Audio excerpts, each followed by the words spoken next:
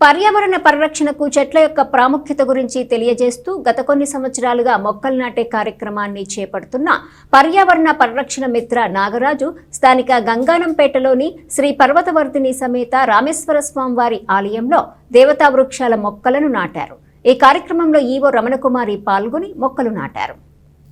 స్థానిక గంగానంపేటలోని శ్రీ పర్వతవర్ధిని సమేత రామేశ్వర స్వామివారి దేవస్థానంలో పర్యావరణ పరిరక్షణ మిత్ర నాగరాజు నేతృత్వంలో దేవతా వృక్షాల మొక్కలను ఆలయ ప్రాంగణంలో నాటారు. ఈ మొక్కలు నాటే కార్యక్రమంలో ఈవో రమణకుమారి సిబ్బంది పాల్గొని మొక్కల్ని నాటారు. ఈ సందర్భంగా ఈవో రమణకుమారి మాట్లాడుతూ పర్యావరణ పరిరక్షణ కోసం నాగరాజు సొంత డబ్బుతో చేస్తున్న దీక్ష కృషి ఎంతో విలువైందని అన్నారు. దేవస్థానంలో భక్తులు పూజించుకునే విధంగా బిల్వ వృక్షాలు, మారేడు వృక్షం వంటి మొక్కలు నాటడం జరిగిందని చెప్పారు. ఆలయానికి వచ్చే భక్తులు దేవతా మొక్కలకి పూజలు చేయడంతో పాటు పర్యావరణ పరిరక్షణలో కూడా భాగస్వాములవుతారని ఈ సందర్భంగా ఆమె పేర్కొన్నారు. పర్యావరణ పరిరక్షణ మిత్ర నాగరాజు మాట్లాడుతూ గత 18 సంవత్సరాలుగా మొక్కలు నాటే కార్యక్రమాన్ని చేపడుతున్నట్లు చెప్పారు. దేవాలయాల్లో రుద్రాక్ష, మారేడు, శివలింగం పూలు పూసేటటువంటి వృక్షాలతో పాటు అనేక దేవతా వృక్షాలను, ఆయుర్వేద మొక్కలను నాటడం జరుగుతుందని ఆయన తెలియజేశారు. ఈ కార్యక్రమంలో దేవస్థానం సిబ్బంది దాసరి మారుతి శంకర్, అంజిరాజు ప్రభృతులు పాల్గొన్నారు.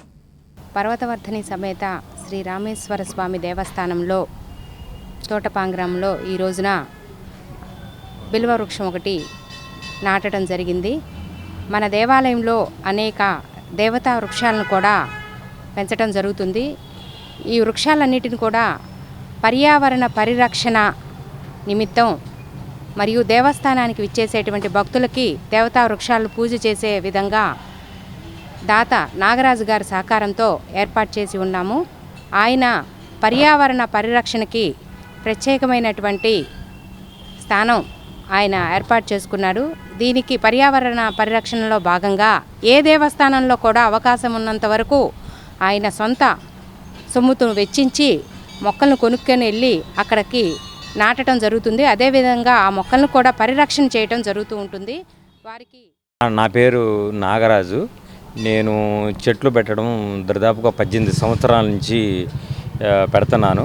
మన రాష్ట్రంలో ప్రముఖ దేవాలయాల్లో రుద్రాక్ష, మారేడు, శివలింగము, మద్ది, మోదుగా అనేక వేల వృక్షాలు నాటాను.